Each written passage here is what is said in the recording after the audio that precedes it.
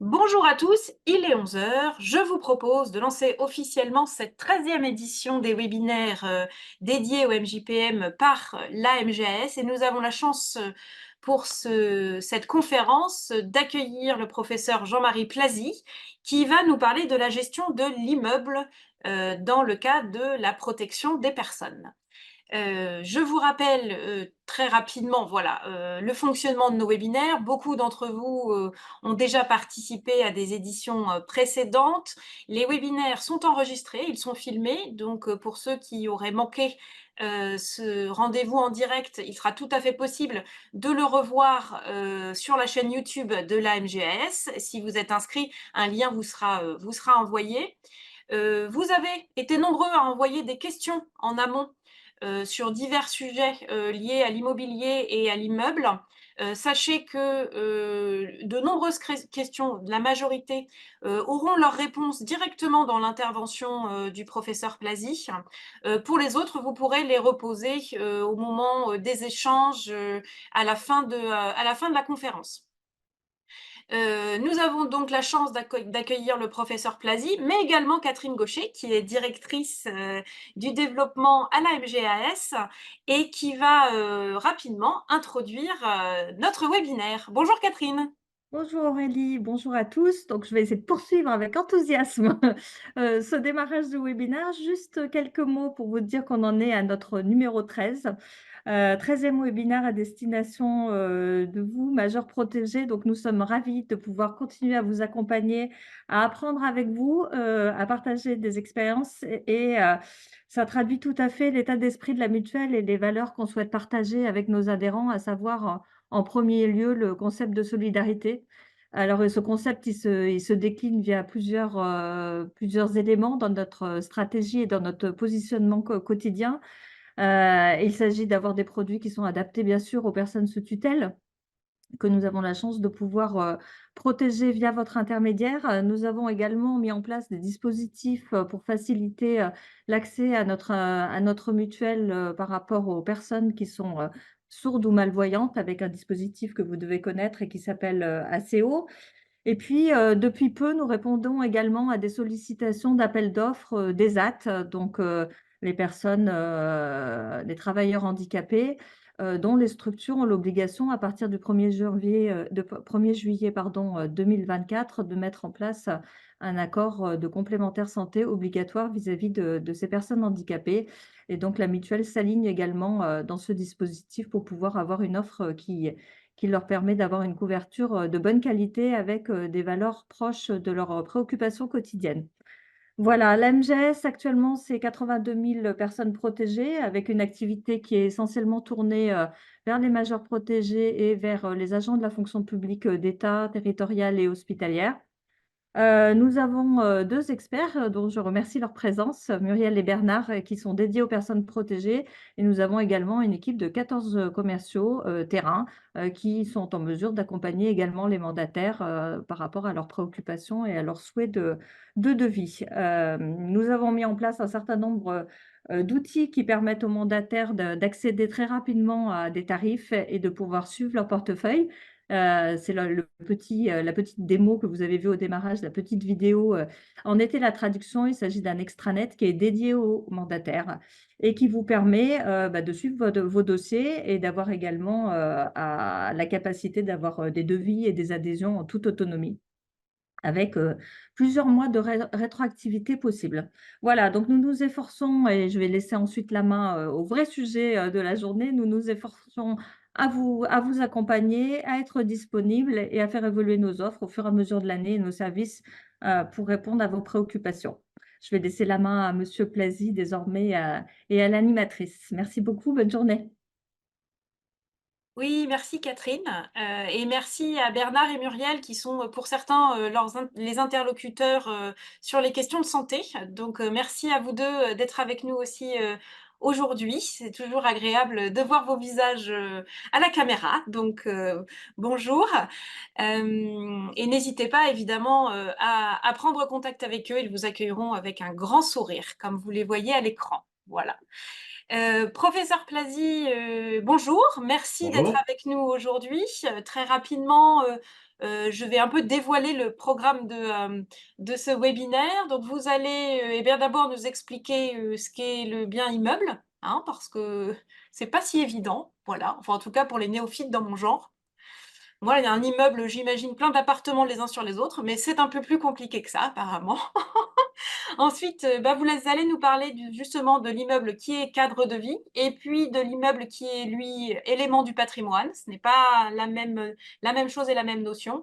Et puis, comme dans tout dans la vie, il y a des sources de complications. Donc, nous reverrons ensemble quelles sont les sources de complications qui peuvent être des complications pour les MJPM dans la gestion quotidienne. Et puis, on terminera par un temps d'échange avec les participants qui poseront donc leurs questions dans le module de chat. Voilà, je vous laisse la main. Très bien, merci beaucoup. Bonjour à toutes et à tous. Donc, nous allons aborder un sujet extrêmement vaste qui est celui de l'immobilier et des majeurs protégés. Le titre étant ici la gestion, mais la gestion n'étant un des aspects. Alors effectivement, lorsqu'on parle d'immeuble, l'immeuble, en droit, on a des grandes catégories. L'immeuble s'oppose au meuble. Le meuble, il peut s'agir de meubles meublants, bien évidemment, mais il peut s'agir également d'une vache, par exemple, d'une brouette, de tout ce que vous voulez, qui peut se mouvoir soit par lui-même, soit qui va être amené à pouvoir être déplacé sans difficulté. À l'inverse, l'immeuble, lui, est attaché au sol et ne peut pas se déplacer. Donc peut-être immeuble, un immeuble construit, une maison, un appartement, mais peut-être également immeuble, un terrain constructible, un terrain agricole, etc. Alors lorsqu'on envisage effectivement l'immeuble, et c'est sans doute là l'élément de complication, l'immeuble, il va se présenter finalement sous deux aspects. À la fois un aspect patrimonial, l'immeuble, il a une valeur. Et pour ceux qui ont fait des études de droit et qui se rappellent effectivement ces études, très souvent, les enseignants prennent comme exemple l'immeuble, la vente de l'immeuble. C'est quelque chose qui est extrêmement fréquent comme exemple. Et quand on parle d'acte de disposition, bien effectivement, on parle essentiellement de la vente d'un immeuble. Bon. Donc, il a un aspect patrimonial, tout simplement parce qu'il a une valeur, et une valeur qui va s'intégrer dans le patrimoine du majeur protégé. Bon. Donc, effectivement, c'est peut-être le premier aspect qui apparaît, cet aspect de valeur. Et à partir du moment où cet immeuble a une valeur, ben, il peut faire l'objet tout simplement de tous les actes patrimoniaux que l'on connaît dans la protection du droit des majeurs protégés, c'est-à-dire qu'il peut faire l'objet d'un acte de disposition, d'un acte d'administration, d'un acte conservatoire. Acte de disposition, un exemple, mais on le retrouvera juste après. La vente. La vente de l'immeuble est un acte de disposition qui va générer ici une somme d'argent qu'il faudra généralement ultérieurement être amené à placer dans l'intérêt du majeur protégé. Acte d'administration, il suffit ici de songer tout simplement au bail d'habitation. Le bail d'habitation est un acte d'administration par définition, que votre majeur protégé soit bailleur ou qu'il soit preneur, peu importe, dans les deux cas, c'est considéré comme un acte d'administration. Notons au passage que vous avez certains baux, je pense notamment aux baux ruraux, ici, qui vont constituer des actes de disposition et non pas des actes d'administration, en raison tout simplement des conséquences qui sont susceptibles d'engendrer. Et puis, acte conservatoire, effectivement, c'est sans doute l'acte que l'on manipule le moins souvent. D'ailleurs, parce que le tuteur a la possibilité de le faire seul, sans intervention du juge des tutelles, eh bien, un acte conservatoire peut être, par exemple, suite à une bourrasque de vent qui aurait entraîné ici le départ de la toiture, eh bien, par exemple, de faire, non pas recouvrir, parce que recouvrir est un acte d'administration, voire de disposition, mais tout simplement de faire bâcher la toiture sera considéré comme un acte conservatoire. Voilà. Donc, avant tout, l'immeuble, a un aspect patrimonial. Mais l'immeuble a également un aspect extra-patrimonial. Autrement dit, l'immeuble, c'est l'endroit dans lequel on vit. C'est ce que, aujourd'hui, on est en train de voir une notion qui émerge dans notre droit, c'est celle de cadre de vie. Eh bien, effectivement, l'immeuble va se présenter comme le cadre de vie du majeur. Et parce que c'est le cadre de vie du majeur, bien, par définition, il faut le protéger. Alors, au départ, ce qui a été envisagé, c'est plutôt le terme de logement. Et cette protection du logement du majeur protégé, elle ne date pas d'aujourd'hui. Elle remonte directement à la loi du 3 janvier 1968. Loi du 3 janvier 1968 avec un ancien article 491-1, mais qui aujourd'hui fait partie de l'histoire du droit. Et la protection a été renforcée avec la loi du 5 mars 2007, qui d'ailleurs depuis a été à plusieurs reprises réformée et le sera sans doute à l'occasion d'une éventuelle plus grande réforme du droit des majeurs protégés, parce que effectivement, tout n'est pas envisagé dans cet article 426, puisque aujourd'hui c'est l'article 426 du Code civil qui est envisagé. Cette protection, aussi bizarre que cela puisse paraître, et surtout ne le prenez pas mal, c'est une protection qui a été envisagée au profit bien sûr du majeur protégé, mais à l'encontre de celui qui est chargé de la protection. Autrement dit, dès 1968, le législateur a voulu faire en sorte que les curateurs ou les tuteurs ne puissent pas finalement trop facilement se débarrasser du logement du majeur protégé, notamment pour des raisons de gestion patrimoniale. Il est plus simple effectivement de gérer une somme d'argent que de gérer un immeuble. Donc c'est la raison pour laquelle dès le départ, il a été bien précisé que le principe, c'est un principe de conservation. Et à partir du moment où la conservation n'est plus possible, il faudra obtenir une autorisation du juge. Bon, mais vous comprenez bien que cette autorisation, elle va devoir être demandée par celui qui est chargé de la protection. Autrement dit, les tiers, c'est-à-dire toutes ces personnes qui vont graviter autour du majeur, par exemple les créanciers, par exemple les autres indivisaires. Imaginons que mon majeur est indivisaire et vit dans un immeuble qui appartient à l'indivision. Eh bien, si un indivisaire demande le partage, si un créancier demande la saisie, bien évidemment, 426 ne vient pas protéger le majeur protégé.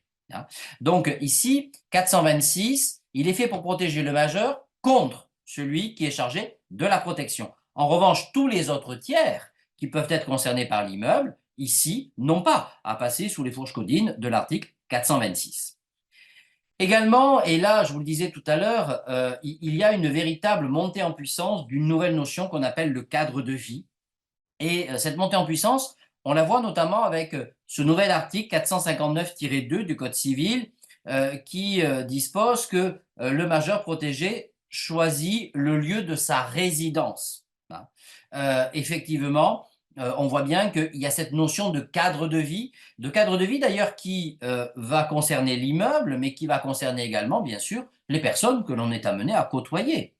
Donc, effectivement, c'est une montée en puissance et toute loi nouvelle, sans vouloir parier sur une éventuelle réforme, mais une éventuelle réforme sera dans la continuité directe de cette protection du cadre de vie que l'on rencontre chez les majeurs protégés, mais qu'on rencontre également chez les mineurs, exactement de la même manière, et que l'on rencontre également dans les couples. On va le dire à l'instant avec un autre élément de l'introduction, mais les couples, effectivement, lorsqu'il existe un logement de la famille, ben, ce logement de la famille, il est protégé par l'article 215, alinéa 3 du Code civil. Voilà. Donc, aspect patrimonial, aspect extra-patrimonial. Mais ce n'est pas tout. C'est que l'immeuble va être amené, ou plus exactement le droit des majeurs protégés, va être amené à être confronté à d'autres droits qui sont reconnus à d'autres personnes, et précisément, justement, sur l'immeuble. Alors, et ce sont bien évidemment des sources de complications, vos questions le montrent parfaitement. Alors, première source de complication, mais d'ailleurs on peut se demander si le couple en lui-même n'est pas une source de complication, l'immeuble et le couple. Effectivement, lorsqu'on est en couple, et plus exactement les personnes mariées, je rentrerai dans le détail un petit peu plus tard, mais pour des personnes mariées, je vous le disais à l'instant, l'immeuble qui consiste dans le logement de la famille est un immeuble qui est protégé. Il a beau m'appartenir, si je veux vendre cet immeuble, je suis obligé d'obtenir l'autorisation de mon épouse. Donc, autant vous dire qu'il y a une protection supplémentaire qui s'ajoute. Bien évidemment, elle ne se retranche pas. C'est pour ça que c'est un élément de complication. Elle s'ajoute au droit du majeur protégé ou des majeurs protégés. Également, source de complication et combien l'indivision. L'indivision qui peut être choisie ou qui peut être subie. Elle est choisie au départ très souvent lorsqu'on est avec des couples non mariés, voire des couples mariés sous un régime de séparation et qui vont être amenés à vouloir acheter un immeuble en commun. Ben, il n'y a pas 36 solutions. L'une des solutions qui est le plus souvent utilisée, c'est celle de l'indivision. Et là, c'est choisi au départ, mais ça peut devenir rapidement subi. Vous imaginez bien que l'hypothèse de la séparation va conduire d'un esprit, j'allais dire, d'apaisement à un esprit peut-être un peu plus révolté. Donc du coup, source de complications. Mais l'indivision, on va également la rencontrer au moment des successions. C'est-à-dire que lorsque je vais être appelé à la succession de mes parents, avec mes frères et sœurs, eh bien, les biens qui vont faire partie de la succession vont nous revenir en indivision. Et cette indivision, bien évidemment, elle peut être une source de conflit particulièrement importante lorsque il n'y a plus d'accord possible entre les indivisaires, ce qui malheureusement est un cas relativement fréquent. Mais encore une autre source de complications. Vous allez me dire, ça fait beaucoup, mais c'est l'immeuble qui conduit à ces sources de complications. Eh bien, c'est le démembrement de propriété. Vous savez combien les notaires, pardon, excusez-moi, j'ai une passagère clandestine que je fais descendre immédiatement. Vous savez combien les notaires encouragent ici à donner par avance, pour des raisons essentiellement fiscales, ici des immeubles. Et il n'est pas rare que votre majeur ici ait volontairement donné la nue propriété d'un bien et ait conservé l'usufruit. Parfois, ça va lui être imposé. Imaginons par exemple l'hypothèse d'une succession à partir du moment où on va aller vers effectivement une succession qui va être dévolue au conjoint survivant en totalité en usufruit. Et là aussi, l'usufruit comme l'indivision peut être apaisé, mais peut être également une source de réelles complications, notamment lorsqu'il s'agira de payer des travaux relativement à l'immeuble. Nous le verrons un petit peu plus tard. Il y a d'autres sources de complications, on les verra dans le détail tout à l'heure, mais ce sont essentiellement les hypothèses de recours à des sociétés. Et puis, bien évidemment, mais ça, je ne vous apporterai pas de réponse satisfaisante, je vous le dis dès à présent, lorsque l'immeuble, par définition, est situé à l'étranger, ce qui est une source de réelles difficultés. Voilà. Donc voilà, on voit bien ici que l'immeuble va se présenter sous des facettes tout à fait différentes. Lorsque on est amené à envisager un immeuble, la première question que vous vous posez toujours, c'est de vous dire, est-ce que cet immeuble, c'est le cadre de vie, constitue le cadre de vie du majeur ou pas? S'il constitue le cadre de vie, il n'y a pas de choix, on va être obligé de respecter l'article 426 du Code civil que l'on va envisager dans un instant en détail. En revanche, lorsqu'il s'agira par exemple d'un immeuble de rapport, c'est-à-dire d'un immeuble dans lequel le majeur ne vit pas, par exemple qu'il est amené à louer, eh bien dans cette hypothèse, par définition, 426 ne s'applique pas. Donc la première question à se poser, elle est toujours la même. Est-ce qu'on est face à un immeuble qui constitue ou pas le logement de la personne?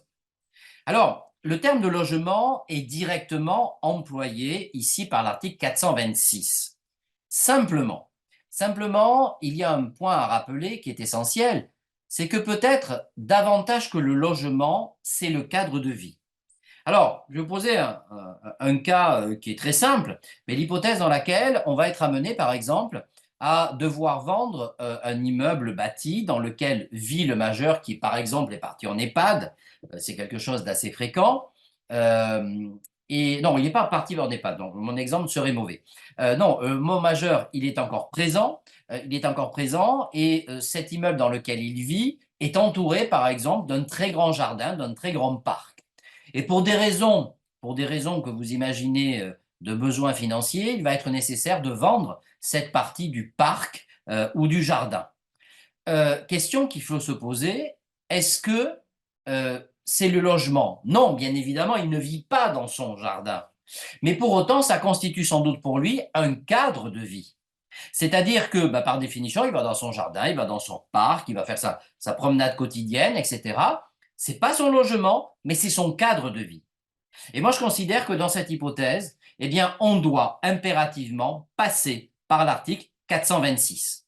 Tout simplement parce que le terme de logement ne doit sans doute pas être envisagé de manière aussi stricte que cela est envisagé ici par le texte de l'article 426. Donc, d'abord, quel est le domaine de l'article 426? Alors d'abord, les biens visés. La loi du 5 mars 2007 a intégré dans la liste ici la résidence secondaire. C'est-à-dire qu'avant 2007, étaient uniquement visés les meubles meublants et la résidence principale.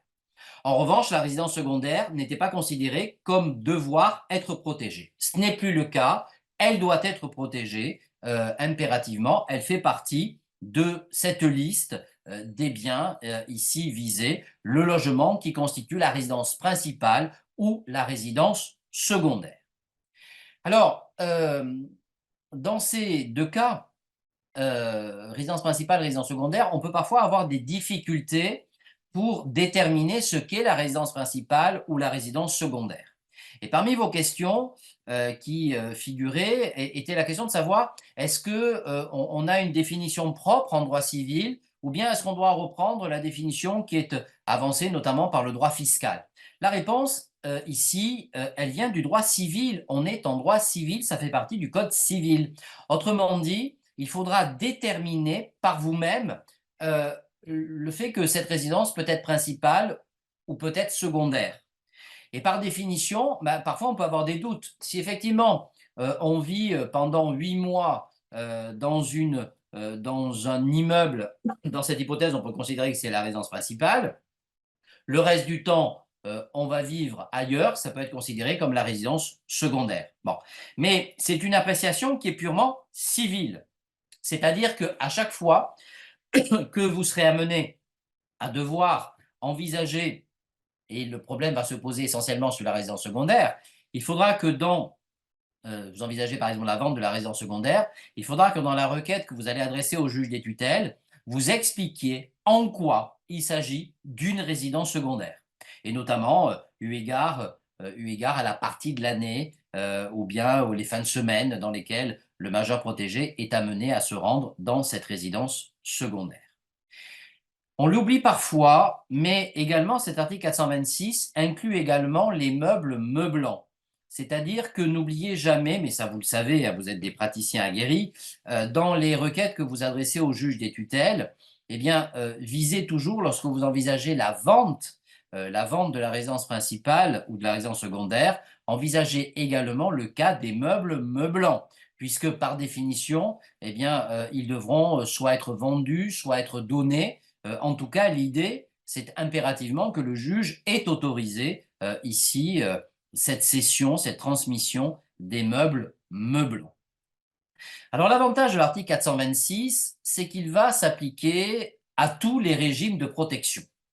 C'est-à-dire que sont visés bien évidemment la tutelle et la curatelle, je suppose que c'est le slide suivant, la tutelle et la curatelle, mais ah non, mais moi c'était une erreur.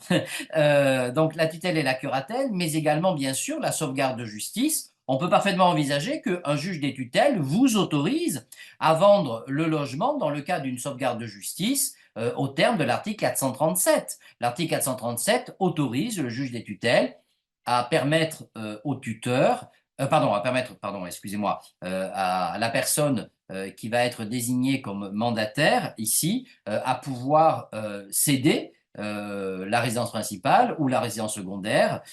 C'est parfaitement envisageable, mais ça suppose une autorisation. Dans l'habilitation familiale, c'est très exactement la même chose. Également dans le mandat de protection future. Alors, je fais juste un aparté sur le mandat de protection future, puisque les notaires ont proposé en fin d'année dernière euh, ici des propositions de modification du mandat de protection future. Et actuellement, lorsque on lit l'article 426, il n'y a aucun doute qu'il s'impose également au mandat de protection future. En revanche, les notaires, pour des raisons, j'allais dire, un petit peu de rapidité, souhaiteraient souvent pouvoir vendre plus rapidement et donc se passer de l'autorisation du juge des tutelles. Autrement dit, ils préconisent que dans le mandat de protection future, le mandant ait donné la possibilité au mandataire de pouvoir vendre le bien immobilier dans lequel on vit sans autorisation du juge des tutelles. C'est une proposition, ça n'est absolument pas aujourd'hui le droit applicable, mais néanmoins, c'est une proposition ici qui a été réalisée. Alors voilà pour le domaine de l'article 426. Alors, le principe de l'article 426, il ne faut jamais l'oublier, c'est impérativement un maintien du cadre de vie.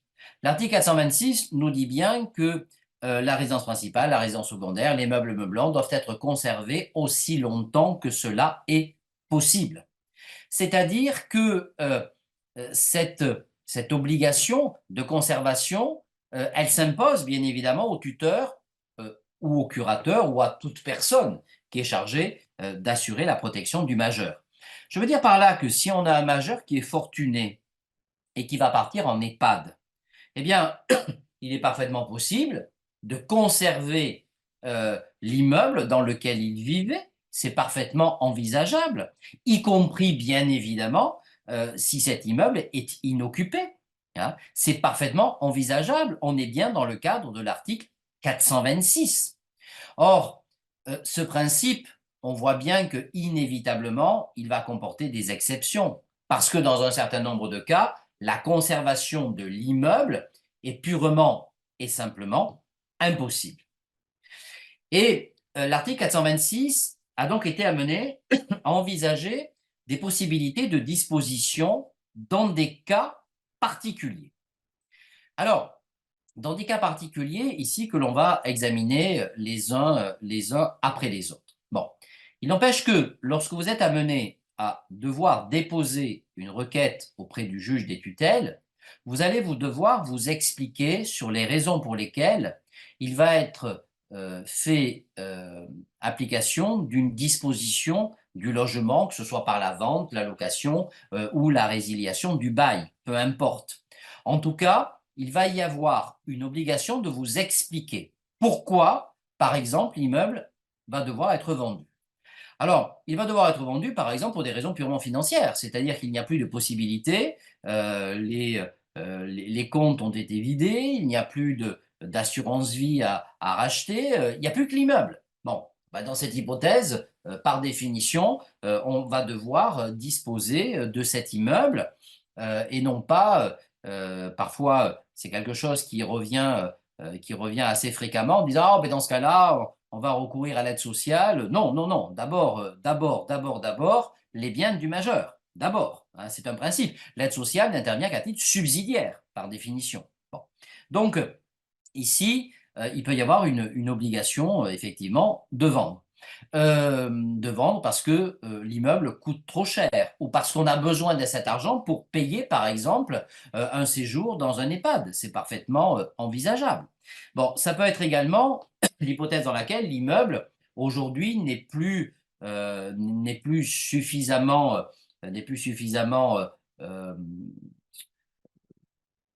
excusez-moi, ne correspond plus, par exemple, aux normes de décence, ou bien l'immeuble n'est plus adapté du tout aux majeurs protégés. Il n'y a pas d'ascenseur dans l'appartement, etc., etc. En tout cas, vous devrez vous expliquer toujours sur les raisons pour lesquelles vous allez devoir disposer de cet immeuble.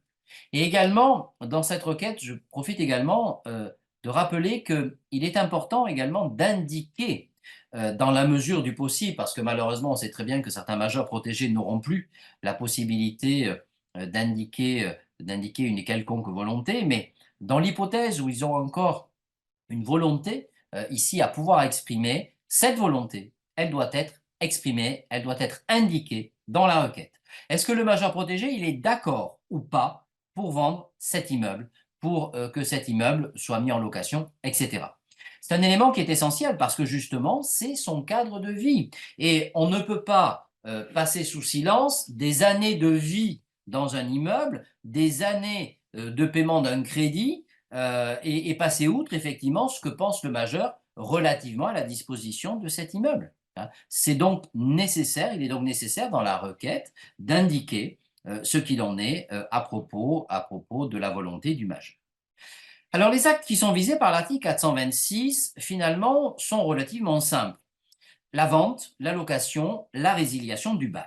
Bon, la vente en elle-même, ce qui est très important dans la vente, ce n'est pas tant la signature de l'acte authentique, l'acte terminal, que les actes qui vont précéder ce qu'on appelle les avant-contrats, c'est-à-dire les promesses synallagmatiques, les promesses unilatérales de vente, d'achat, ici qui vont être utiles. Alors, lorsqu'on est dans l'hypothèse effectivement d'avant-contrat, il va falloir distinguer en fonction de ces avant-contrats. Premier avant-contrat, la promesse synallagmatique, ce qu'on appelle également le compromis de vente. Bon, il est hors de question de vous engager dans un compromis de vente, dans une promesse synallagmatique, sans avoir eu une autorisation préalable du juge des tutelles. Certains notaires vous proposeront parfois de recourir à ce qu'on appelle une condition suspensive d'autorisation du juge des tutelles. Non, surtout pas.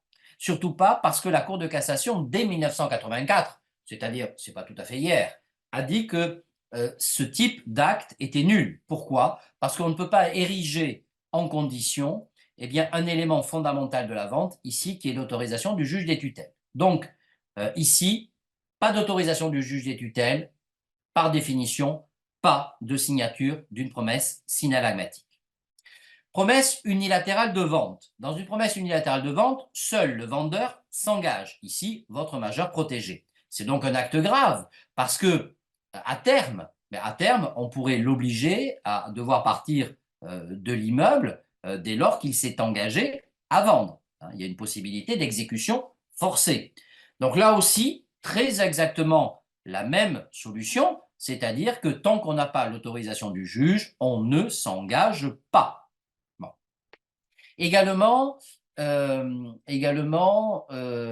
promesse unilatérale d'achat. Alors cette promesse unilatérale d'achat, elle est intéressante lorsque précisément nous n'avons pas encore eu l'autorisation du juge. Je vais prendre un cas très simple. Vous avez une personne qui vit dans un logement et cette personne va être amenée à quitter son logement à plus ou moins long terme. Bon. Et les voisins l'ont appris. Et les voisins sont très intéressés parce qu'ils aimeraient bien racheter. Bon. Dans ce cas, il est parfaitement possible pour vous de signer une promesse unilatérale, il est parfaitement possible de recueillir une promesse unilatérale d'achat et de la signer, ça, sans autorisation du juge. Ça ne pose aucune difficulté. Pourquoi? Parce que la seule personne qui est engagée ici, c'est l'acquéreur. Ça n'est pas votre majeur protégé. Bon. En revanche, à partir du moment où on va vouloir poursuivre vers la vente, eh bien, il faudra que, en tant que vendeur, vous soyez amené à ce qu'on appelle lever l'option. Cette levée de l'option, elle ne pourra être possible qu'avec une autorisation du juge des tutelles. Autrement dit, avec la promesse unilatérale d'achat, vous reculez un petit peu, vous gagnez un petit peu de temps. Mais à terme, l'autorisation du juge sera toujours nécessaire. C'est impératif. Donc, c'est un point ici extrêmement important.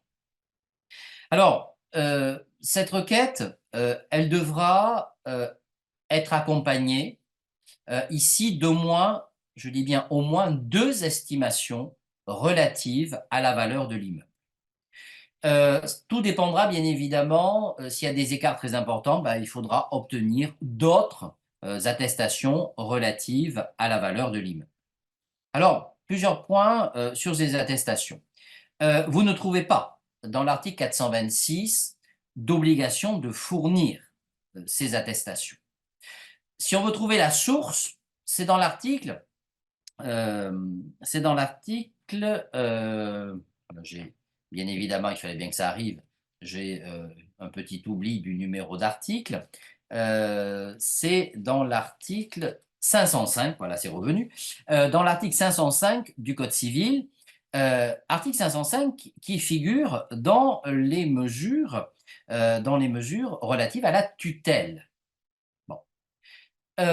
Néanmoins, les juges des tutelles ont pris l'habitude, c'est une pratique judiciaire, pour protéger efficacement le majeur, de demander systématiquement ces attestations de valeur. Dans une perspective de, je dirais, de refonte de l'article 426, il serait intéressant d'inscrire précisément qu'il faut au moins 2 attestations relatives à la valeur de l'immeuble. Ces attestations, il faut pas, on parle bien d'attestation, on ne parle pas ici d'expertise, puisque par définition, l'expertise répond à une autre définition.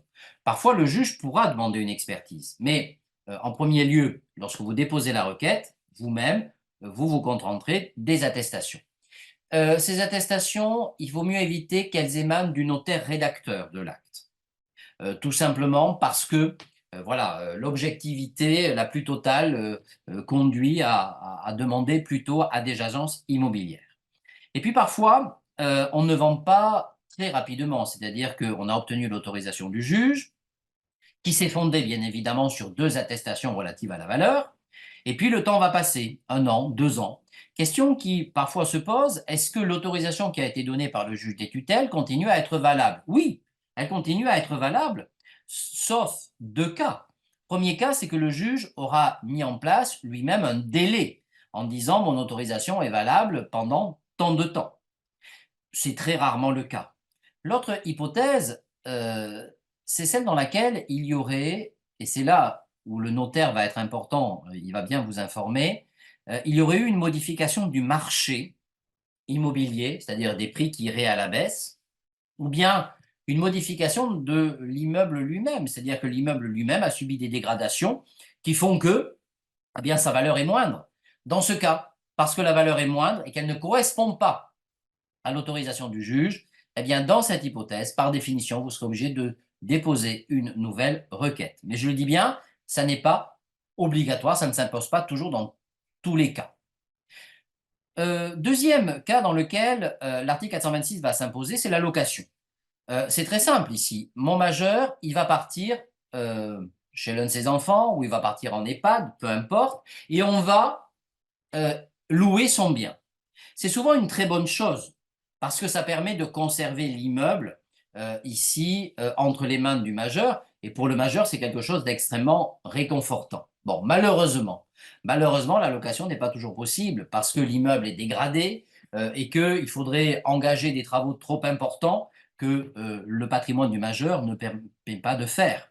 Donc, dans cette hypothèse, la location, c'est une possibilité, mais malheureusement, dans les faits, qui n'est pas aussi importante que cela. L'idée, elle est très simple, c'est que votre majeur, il quitte son logement. Et le logement va être loué au profit d'une personne, un locataire, un preneur, qui bénéficie de droits, et par définition de la loi du 6 juillet 1989. Donc, dans cette hypothèse, eh bien, votre majeur n'a pas la possibilité de reprendre comme il le veut l'immeuble. C'est la raison pour laquelle, au moment de la première location, et j'insiste bien, la première location, il faudra toujours une autorisation du juge des tutelles. Autorisation du juge des tutelles, une fois que le bail aura été signé et que votre locataire, peut-être au bout de 1 an, 2 ans, 3 ans, 4 ans, enfin, le délai que vous voulez, sera amené à donner congé, eh bien dans cette hypothèse, vous n'aurez pas besoin de nouveau demander une autorisation du juge parce que, si vous voulez, l'acte qui était au départ une autorisation parce que c'était un acte de disposition, on donnait le logement ici à une personne et qui est le locataire. Après, on rentre dans un simple acte d'administration. Et puis, dernier cas qui est visé directement par l'article 426, c'est la résiliation du bail. et là qui pose énormément de difficultés parce que il est très fréquent que votre majeur ait été amené à résilier lui-même en amont. Mais on ne peut pas lui jeter la pierre. On sait très bien qu'en matière de location, je vous l'ai dit tout à l'heure, c'est un acte d'administration. Parce que c'est un acte d'administration, votre majeur, sous curatelle, par exemple, pourra être amené à signer seul le contrat de bail. En revanche, quand il devra donner congé, il faudra préalablement obtenir une autorisation du juge. Le parallélisme des formes que l'on connaît habituellement ici ne sera pas respecté. Et donc, on peut penser que le majeur ne le respectera pas. Bon. Dans l'hypothèse où l'immeuble aurait été résilié par le majeur lui-même, bien évidemment, cette résiliation, elle n'a aucune valeur. Elle est nulle. Pourquoi cette résiliation est nulle? Elle est nulle tout simplement parce que l'autorisation du juge n'a pas été donnée. Autrement dit, vous serez obligé de déposer une requête auprès du juge en lui demandant, ici, de bien vouloir entre guillemets, valider ce qui a été fait par le majeur en lui expliquant que, par définition, votre majeur, il a déjà résilié et donc qu'il n'y a pas de possibilité pour le juge de donner directement ici son autorisation, mais finalement de valider ce qui a déjà été fait.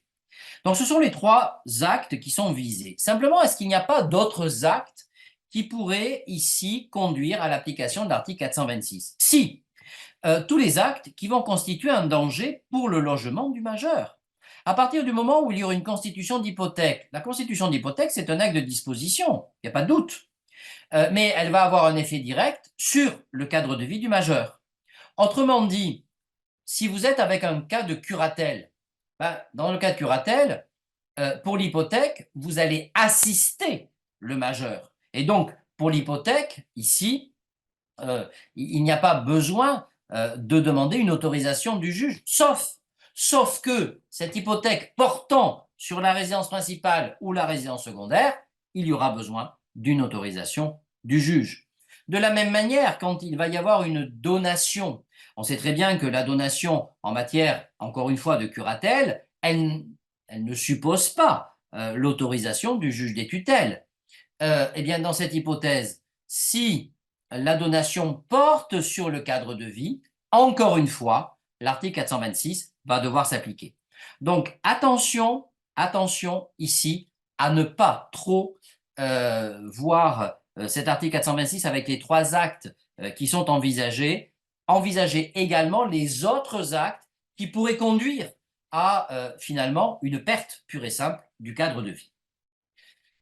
Voilà donc pour les actes qui entraînent une disposition. Si on veut éviter ici de recourir à une autorisation du juge, l'article 426 vous dit qu'on peut recourir à des conventions de jouissance précaires. Ces conventions de jouissance précaires, ce sont des actes qui vont être conclus entre le majeur ou bien celui qui le représente ou bien avec l'assistance d'eux, et qui vont être amenés à permettre ici à ce que l'immeuble momentanément inoccupé par le majeur, qui par exemple part pour une période d'hospitalisation, eh bien que cet immeuble puisse être occupé par une autre personne. Par une autre personne, mais attention, par une autre personne qui va l'occuper de manière temporaire. C'est-à-dire, alors que dans un bail, on a une durée qui est fixe, et voire imposée par la loi, dans la convention de jouissance précaire, celui qui occupe le logement devra partir à partir du moment où le majeur reviendra chez lui. Donc, vous risquez dans un premier temps d'avoir quelques difficultés à trouver une personne qui veut bien signer une convention de jouissance précaire. Bon, sachant qu'on peut demander bien évidemment une indemnisation, ce n'est pas ici un loyer, c'est une redevance ici, une redevance qui va avoir, je dirais, qui va être bien moindre qu'un loyer. Bon, donc déjà, vous risquez d'avoir quelques difficultés, mais je suis toujours assez réticent avec ces conventions de jouissance précaire parce que vous savez très bien qu'une fois que une personne est dans le logement, une fois qu'elle est dans le logement, on peut avoir quelques surprises lorsqu'elle va restituer le logement, voire elle ne voudra pas le restituer. Et on va peut-être passer à une hypothèse de squat, purement et simplement. Donc, dans ce cas, il faut être très prudent. Et moi, je sais que je dirais qu'il n'est pas, il n'est, à la rigueur, on peut envisager des conventions de jouissance précaire sur un logement qui constitue la résidence secondaire. En revanche, s'agissant de la résidence principale, moi, je l'exclus de manière quasi systématique. Dans ces conventions de jouissance précaire, il n'y a pas besoin d'une autorisation du juge des tutelles. C'est là la particularité, hein, c'est là la particularité qui est envisagée par l'article 426. Alors, il y a peut-être un cas dans lequel ça peut être utile, c'est l'hypothèse dans laquelle vos majeurs protégés, peut-être un peu âgés, vont être amenés à héberger l'un de leurs enfants, parce que, cause de chômage, de divorce, etc. Et donc, cet immeuble, il va être occupé pendant un temps par l'un des enfants, l'un des proches. Il peut être intéressant à ce moment-là de signer une convention de jouissance précaire, mais bien évidemment, vous vous heurterez peut-être au refus, de cet enfant qui dira, mais cet immeuble, il appartient à mes parents m'autorisent à habiter dedans, donc je n'ai pas de convention de jouissance précaire à signer. Ça serait pourtant intéressant, notamment pour fixer les modalités relatives à l'assurance, les modalités relatives au paiement de l'électricité, de l'eau, etc. C'est là où ça pourrait être utile, mais malheureusement, vous risquez de vous heurter à un refus. Donc, ces conventions de jouissance précaire, vous serez amené à très peu les utiliser. Voyons la suite. Alors, sur la... Pardon. Le temps Oui, avance vite, oui, oui. Ne vous professeur, inquiétez donc ce que pas, la je vous suite sera beaucoup plus rapide. voilà, ce que je vous Voilà, propose, c'est qu'on finit, la partie cadre de vie. bien sûr. On posera les questions sur cette Oui, partie-là, d'accord, déjà quelques d'accord. questions et après on passera à la Très partie bien, patrimoine, si ça vous très convient. bien. Il n'y a pas de souci. Alors, la temporalité de la protection. Je vous ai indiqué ici source d'interrogation. Euh, alors, temporalité de la protection. Lorsque le législateur a envisagé la réforme de l'article 426, il a envisagé un cas qui est très simple, c'est celui de la personne qui habite son logement et va partir en EHPAD. Donc, dans cette hypothèse, effectivement, on va demander ici une intervention d'un médecin qui va attester que la personne ne peut plus vivre dans ce logement, ce qu'on appelle parfois un certificat de non-retour, qui est quand même un titre assez triste, puisqu'on voit bien quel est l'avenir. Mais en tout cas, c'est cette perspective qui a été envisagée par le législateur. Le majeur habite encore et va partir dans une institution. Autrement dit, un certificat de non-retour n'est pas nécessaire lorsque votre majeur va partir, par exemple, chez l'un de ses enfants. Son enfant, il ne tient pas une institution. Non, il accueille l'un de ses parents. Donc ce certificat ne sera pas nécessaire, c'est uniquement dans des cas de départ en institution. Problème. Eh bien, le problème, c'est lorsque votre majeur, il est déjà en institution. Et ça va être très, très souvent le cas. C'est-à-dire qu'il est en institution, on paye tous les mois, et à un moment donné, on se dit, mais oui, mais ça ne suffira plus. Donc, il va falloir vendre le logement. Question, est-ce que je vais joindre à ma requête un certificat, justement, de non-retour, qui est établi par un médecin, qui peut aujourd'hui être le médecin traitant. La seule condition qui est posée, c'est que le médecin qui va réaliser ce certificat ne doit pas être salarié de l'institution ou ne doit pas diriger l'institution, ce qui paraît, je dirais, tout à fait normal. Bon. Et là, eh bien, je n'ai malheureusement pas beaucoup de réponses à vous donner. C'est-à-dire que tout va dépendre ici des juges des tutelles et de leur pratique. C'est-à-dire que pour certains juges des tutelles, à partir du moment où on a un majeur qui est déjà depuis 6 mois en EHPAD, eh bien, ce certificat de non-retour va pouvoir s'imposer. Pour d'autres juges des tutelles, ça va être un délai plus important. Ça va être un délai, par exemple, de 12 mois. Bon. Mais là, je dirais qu'il n'y a pas, et c'est peut-être une des faiblesses de l'article 426, cette temporalité, elle n'a pas été fixée. Voilà. L'idée, c'est d'être sûr que quand on va disposer du logement, le majeur ne pourra pas y revenir. Autrement dit, que son hébergement en institution n'aura pas été temporaire. Voilà. Donc, là, malheureusement, il n'y a pas de réponse. Et je dirais que si vous voulez être sûr que votre requête, on ne perde pas de temps avec, eh bien, accompagnez-la tout simplement des attestations relatives à la valeur et du certificat de non-retour. hein. Et de la sorte, vous éviterez une nouvelle demande de la part du juge des tutelles. Ou bien, si vous avez l'habitude de travailler avec des juges des tutelles, à l'occasion d'une rencontre, vous leur demandez, ou vous avez peut-être déjà découvert quelle était sa pratique. Mais en ce domaine, effectivement, il y a beaucoup d'interrogations et l'article 426 n'est pas suffisamment précis. S'agissant de la notion de résidence principale et de résidence secondaire, j'ai déjà répondu tout à l'heure, hein, c'est une affaire de fait et c'est à déterminer par le mandataire lui-même. Voilà, s'il y a des questions Voilà. exclusivement sur cette partie, bien évidemment. Voilà, alors je vous propose de prendre les questions qui Oui, concernent du coup, l'immeuble cadre de vie. oui, Heu, donc il y a cette fameuse une personne est hospitalisée, les médecins sont contre un retour à domicile, ce dont vous oui. parliez, car il est Mhm. trop dangereux pour le majeur. Une entrée en EHPAD est donc préconisée. Doit-on informer le juge du changement de lieu de vie? Toujours, un juge des tutelles doit toujours être prévenu du changement de cadre de vie. Euh, et en plus, lorsqu'il s'agit de disposer du bien, par définition, il faudra son autorisation. Mais le prévenir est un élément essentiel, toujours. Alors, il y a la question de la temporalité. L'ancien Oui. logement d'une personne protégée partie vivre en EHPAD ou en résidence senior qui aurait été conservé pendant plusieurs années sans que la personne n'y soit jamais retournée et sans que le bien ait été loué constitue-t-il toujours le logement de la personne protégée au sens de l'article 426? Le Là, temps ne non, change-t-il pas non. la nature du Oui, bien? oui. À partir du moment où on est sur des délais de 3, 4, 5 ans et plus, bien évidemment, ce n'est plus le logement de la personne. En revanche, il y a, moi je dirais que, en gros, entre 0 et 2 ans, ben, la question de la temporalité se pose. Voilà, inévitablement, inévitablement.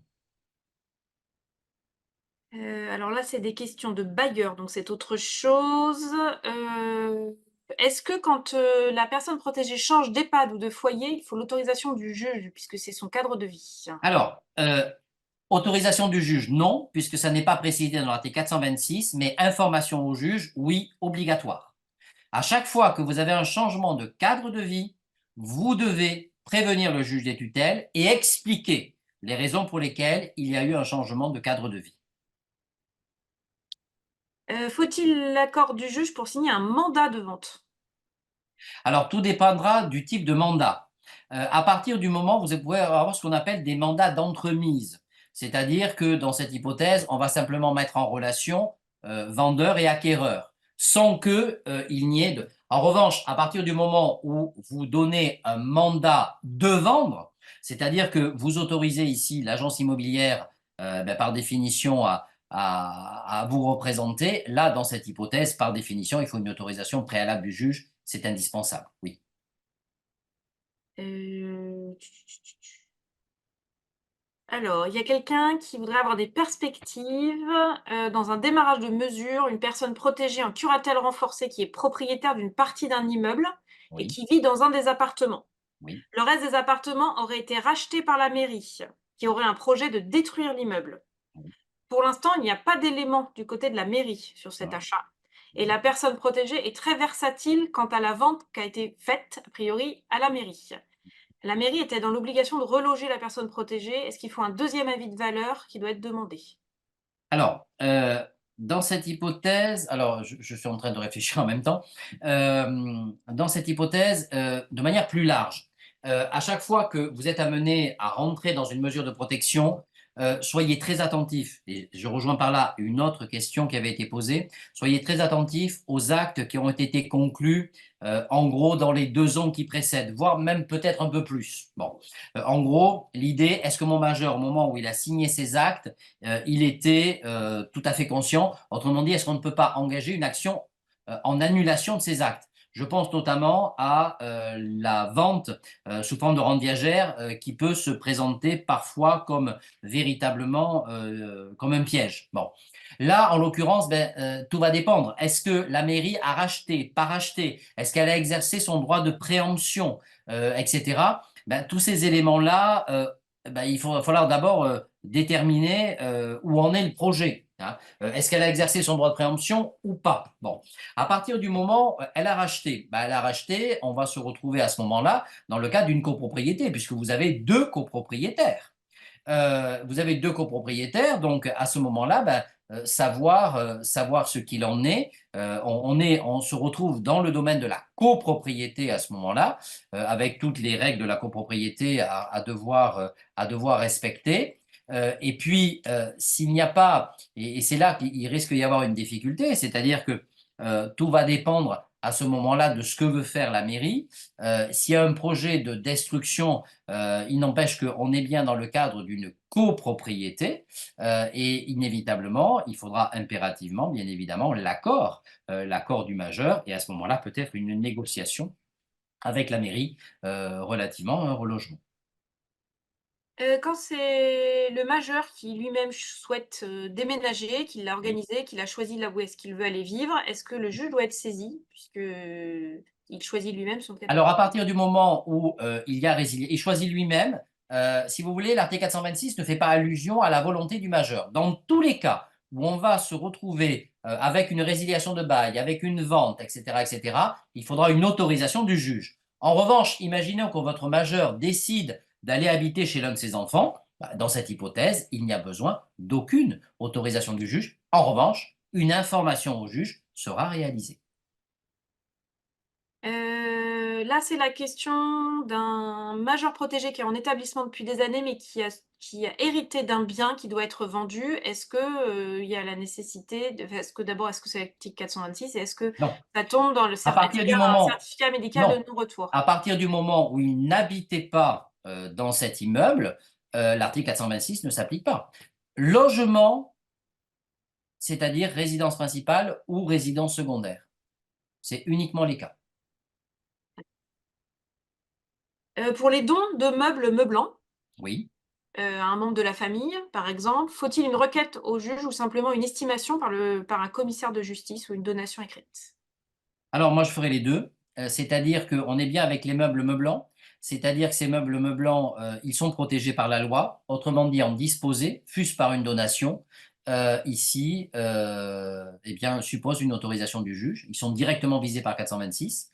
Par définition, l'estimation, oui, également. Et puis à ce moment-là, si on est dans le cadre d'une tutelle, puisqu'on est dans le cadre d'une tutelle, on est dans le cadre d'une donation et l'article 476 du Code civil va s'appliquer, c'est-à-dire autorisation du juge des tutelles pour faire cette donation. C'est-à-dire qu'en même temps, on va viser et les meubles meublants et la donation au travers de la même requête, tout simplement. Alors après, il y a des questions qui sont là, du coup, sur la partie patrimoine avec les sociétés civiles, donc ça, D'accord. on verra après. Oui. Est-ce qu'il y a besoin de l'accord du juge pour résilier un bail en résidence senior? Parce que c'est un contrat de service. Alors voilà, à partir du moment où vous êtes avec des contrats de service, on n'est pas dans l'article 426. Voilà. C'est là peut-être, pour moi, je considère que c'est une des faiblesses de 426. Hein. On vise l'hypothèse où soit il y a un bail, votre majeur il est preneur, ou bien il est propriétaire. C'est tout. Ce sont les deux cas qui sont visés. Il y a quelqu'un qui refait la remarque que vous aviez fait au début sur la différence entre le domicile fiscal et le domicile en Oui, droit civil, hein, donc oui, voilà, oui, et la fiscalité n'est pas la même avec le délai de présence en EHPAD oui. sans Mm, usage mm, du logement. oui. Mais là, on est en matière civile, hein, le fiscal. Bon, le fiscal peut éclairer, mais on est en matière civile avant tout. Il y a une question, mais je ne sais pas si c'est exactement le même sujet, du passage d'une chambre en EHPAD en milieu ouvert à une unité fermée, avec la demande de l'accord du juge. On est peut-être sur une autre question. Oui, on est sur autre chose ici, soit sur de l'hospitalisation psychiatrique, soit sur, en tout cas 426 ne s'appliquera pas, c'est une évidence. Mais information au juge, toujours. Le juge doit toujours être informé d'un changement de cadre de vie. Donc il y a des questions sur la temporalité, mais vous en avez parlé.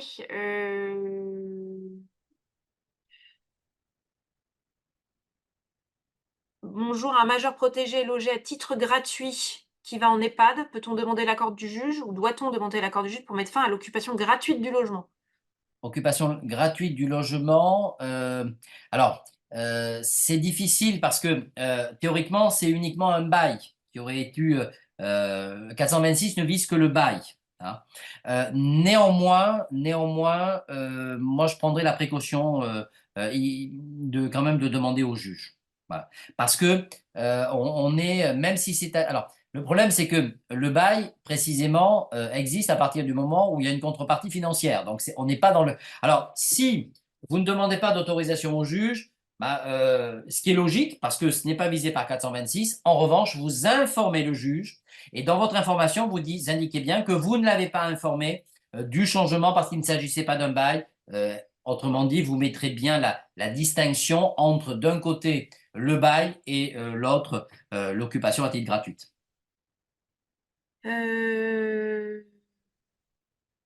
Dans le cas d'une curatelle simple, le conjoint souhaite vendre le logement de... Alors, c'est madame. Le conjoint monsieur souhaite vendre le logement de la famille qui est un bien propre de monsieur. Alors ça, nous verrons ça après. D'accord, très bien. Quelle est la disposition des meubles pour un majeur protégé marié sous le régime de la communauté? Disposition des meubles. Alors, là, vous avez... Enfin, j'aimerais traiter plutôt après, si vous D'accord, voulez, très bien. parce qu'on est sur une juxtaposition Voilà. de deux droits, mais que j'ai envisagé de traiter après. Pareil, quand le majeur est usufruitier et qu'il n'est Pareil, d'accord. après aussi. D'accord, très bien. Est-ce qu'on peut confier... Non, ça c'est pareil, c'est du patrimoine. Après, c'est les indivisaires, donc je sais qu'on y en parle après. Voilà. Euh,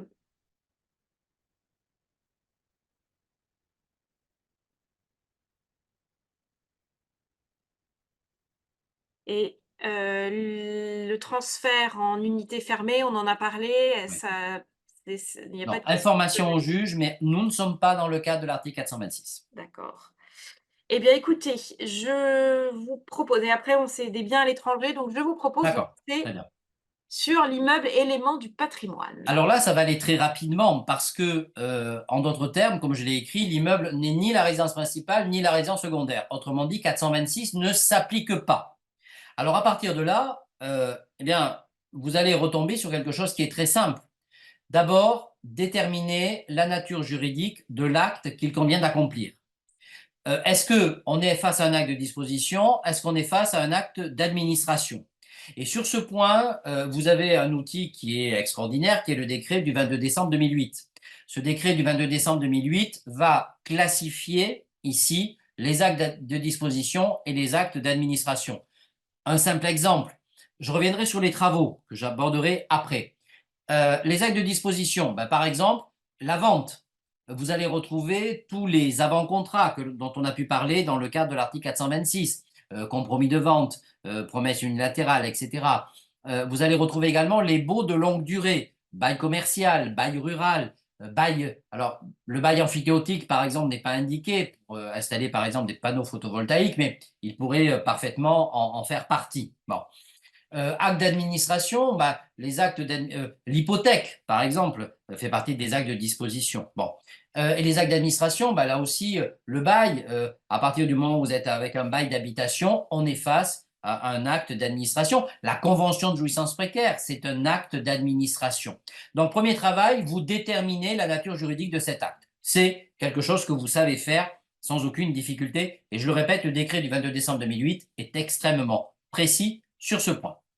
Une fois que vous avez opéré cette nature juridique, ben c'est très simple, vous allez vers le régime de protection, ce qui est la suite, le régime de protection ici sous lequel votre majeur est protégé. Ben, si c'est une tutelle et que c'est un acte de disposition, il vous faut une autorisation préalable du juge des tutelles ou du conseil de famille. Si c'est un acte d'administration, le tuteur peut le faire tout seul. Si on est en curatelle simple ou en curatelle renforcée, peu importe, c'est un acte d'administration, il va pouvoir être réalisé par le majeur lui-même. Si c'est un acte de disposition, eh bien, par définition, il faudra l'assistance du curateur. N'oubliez jamais que, en matière de curatelle, l'autorisation du juge est rarissime. C'est l'hypothèse de 426, on l'a déjà vu. C'est l'hypothèse d'une opposition d'intérêt qui peut exister, d'un désaccord avec le majeur, mais en dehors de ces cas, le juge des tutelles, ici, n'interviendra pas sur ces hypothèses. Donc, vous voyez, on retrouve finalement quelque chose que vous connaissez et qui ne pose aucune difficulté. D'où finalement cette nécessité qu'on avait au départ de devoir distinguer impérativement entre, d'un côté, ce qui constitue le cadre de vie, et puis, j'allais dire, l'immeuble de rapport extrêmement, extrêmement classique. Voilà. Vous voyez, ça a été rapide, mais parce que ça n'apporte pas d'autres commentaires. Alors, maintenant, les sources de complications. Alors, première source de complications, la vie à deux. Effectivement, quand on est tout seul, c'est peut-être triste, mais a priori, il y a peut-être moins d'embêtements. Alors, l'union du majeur protégé. Votre majeur protégé peut être marié, pacsé ou concubin. Bon, à partir du moment où il est marié, et je fais allusion à une question qui a été posée tout à l'heure, à partir du moment où il est marié, va s'appliquer l'article 215 alinéa 3, qui vous dit quoi? Que votre conjoint doit vous donner une autorisation si vous voulez vendre, par exemple, l'immeuble dans lequel vous vivez. Il faut donner ici une autorisation, mais attention, il faut donner une autorisation parce qu'il ne pourra pas vendre l'immeuble tout seul. J'ai beau avoir cet immeuble comme un propre ou comme un bien personnel qui m'appartient à moi tout seul, si je veux le vendre, je dois obtenir l'autorisation de mon conjoint. C'est une obligation. Bon. Alors, vous imaginez bien quand l'un des conjoints, par définition, est placé sous un régime de protection. Si le vendeur est placé sous tutelle, bien par définition, il faut l'autorisation de son conjoint pour vendre l'immeuble sur le fondement de l'article 215, alinéa 3. Et de la même manière, à partir du moment où mon conjoint valide, alors que moi je suis placé sous tutelle, veut vendre l'immeuble propre dans lequel il y a le logement de la famille, eh bien dans cette hypothèse, il faudra obtenir mon autorisation, mais je ne peux pas la donner. C'est donc le tuteur qui va devoir la donner. Et comme quand ça constitue mon cadre de vie, il faudra obtenir une autorisation sur le fondement de l'article 426. Voilà. Donc, on est vraiment dans une hypothèse où cette protection conjugale se juxtapose à la protection habituelle des majeurs protégés. Bon. Également, quand on est marié, article 1751. Cet article, il est très pratique. Il faut imaginer l'hypothèse où, avant de se marier, l'un des conjoints a souscrit un bail. Il est preneur. Et il se marie ultérieurement. Eh bien, de manière systématique, le conjoint, le nouveau conjoint, devient cotitulaire du bail. Voilà. Donc, ce sont deux articles qui vont ici s'ajouter à ce qui peut exister relativement à la réglementation des majeurs protégés. Mon majeur est peut-être également pacsé. Alors, lorsqu'on est pacsé, l'article 215 alinéa 3 ne s'applique pas. C'est-à-dire que si mon conjoint pacsé veut vendre l'immeuble, y compris qui constitue le logement de la famille, je n'ai pas à donner mon autorisation. Bon. En revanche, l'article 1751 va s'appliquer. Je le rappelle, c'est l'hypothèse dans laquelle, précédemment, avant le PACS, j'ai conclu un contrat de bail. À partir du moment où je me PACS et que j'informe le bailleur, ça c'est un élément important, et que j'informe le bailleur, l'article 1751 va s'appliquer. Autrement dit, je deviens cotitulaire du bail.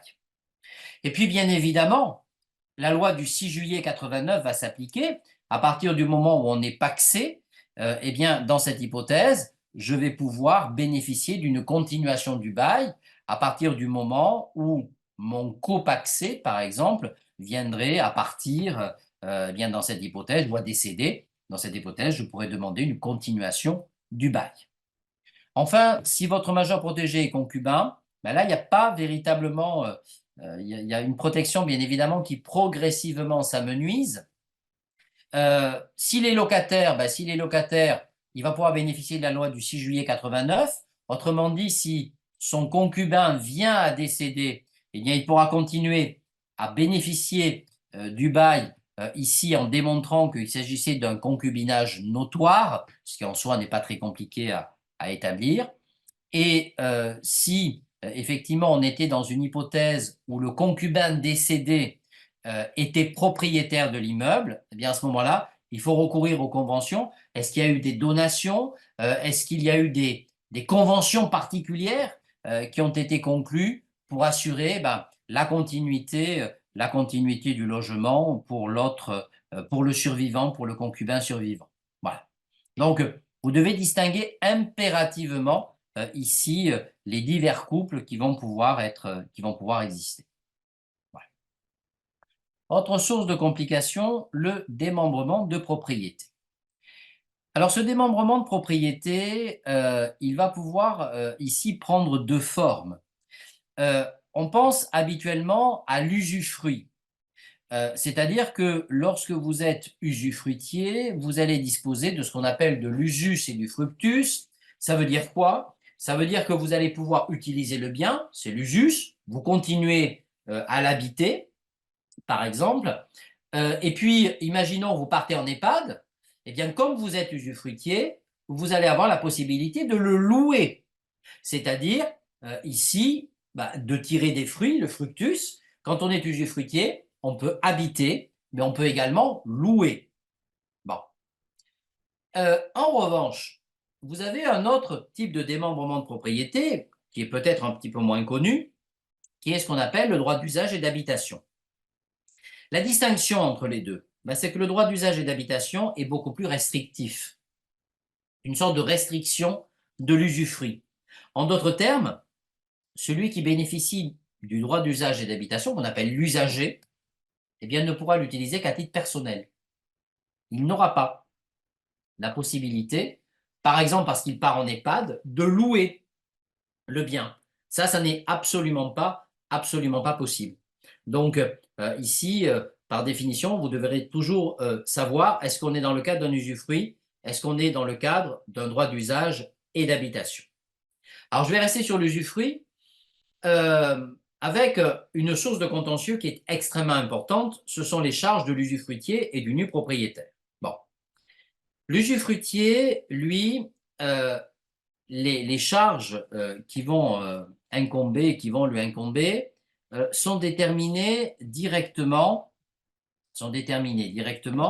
par les articles 605 et 606 du Code civil. 605 et 606 du Code civil. Bon. L'article 605 vous dit que l'usufruitier ne prend en charge que les réparations d'entretien. Bon. En revanche, les grosses réparations sont prises en charge par le nu propriétaire. Et ces grosses réparations, c'est toute la difficulté, sont déterminées par l'article 606 du Code civil. Et qu'est-ce qu'on entend par grosse réparation? Je vous lis l'article 606. Les grosses réparations sont celles des gros murs et des voûtes, le rétablissement des poutres et des couvertures entières. Autrement dit, s'il faut refaire toute la toiture, c'est une grosse réparation, elle incombe au nu propriétaire. Si en revanche, il faut refaire la moitié de la toiture, elle incombe à l'usufruitier, c'est considéré comme une réparation d'entretien. Alors ça, ce sont les règles du Code civil, mais elles n'ont aucun caractère obligatoire. Autrement dit, dans la convention qui a créé l'usufruit, par exemple la donation, eh bien, il aura été possible de modifier ces charges et de dire, par exemple, nous décidons que dans cette donation, eh bien, c'est l'usufruitier qui prendra en charge telle grosse réparation, ou bien à l'inverse, c'est le nu propriétaire qui prendra en charge certaines réparations d'entretien. Voilà. Autrement dit, l'acte créateur de la donation, l'acte créateur de l'usufruit pourra modifier ces règles. Bon. Et là, on va directement arriver à la difficulté.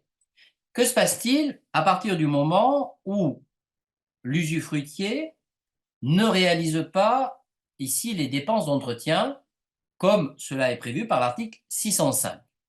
Est-ce qu'il y a une sanction possible? Oui, il y a une sanction possible. Il y a une sanction qui est assez terrible puisque, au terme de l'article 618, si vous avez une action en justice qui est intentée par le nu propriétaire, eh bien l'usufruitier peut se voir purement et simplement ici supprimer l'usufruit. En revanche, si, et c'est parce que c'est prévu par l'article 618. En revanche, si c'est le nu propriétaire qui ne réalise pas les travaux, eh bien, il n'y a aucun recours possible. Aucun recours possible. Je dis bien, si rien n'a été prévu dans la convention. Il est parfaitement possible que je décide de faire donation à l'un de mes enfants d'un immeuble et je vais indiquer que mon enfant nu propriétaire assumera telle et telle et telle et telle charge et s'il ne le fait pas, il sera privé de la donation. C'est ce qu'on appelle une donation avec charge. Bon. Donc là, effectivement, je vais avoir un moyen de pression. Je vais pouvoir ici directement obliger le nu propriétaire à agir. Mais si ça n'a pas été prévu en amont, et donc que vous êtes avec les règles du Code civil, et uniquement les règles du Code civil, autrement dit que rien n'a été prévu, eh bien dans cette hypothèse, n'essayez même pas d'intenter une action en justice, ça ne servira à rien.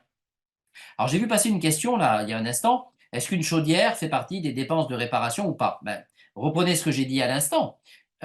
Soit vous avez, dans le cadre d'une donation, indiqué que s'il devait y avoir un changement de chaudière, ça serait à la charge du nu propriétaire, ok, c'est parfait, c'est indiqué, ou à la charge de l'usufruitier, très bien.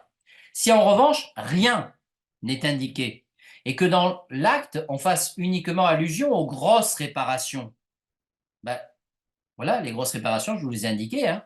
Il n'y en a pas beaucoup. Autrement dit, la chaudière, le changement de chaudière incombera purement et simplement, ici, à l'usufruitier et non pas au nu propriétaire. Donc, réflexe, quand vous avez des difficultés entre usufruitier et nu propriétaire, le premier réflexe, c'est toujours de regarder l'acte qui a été à l'origine de l'usufruit.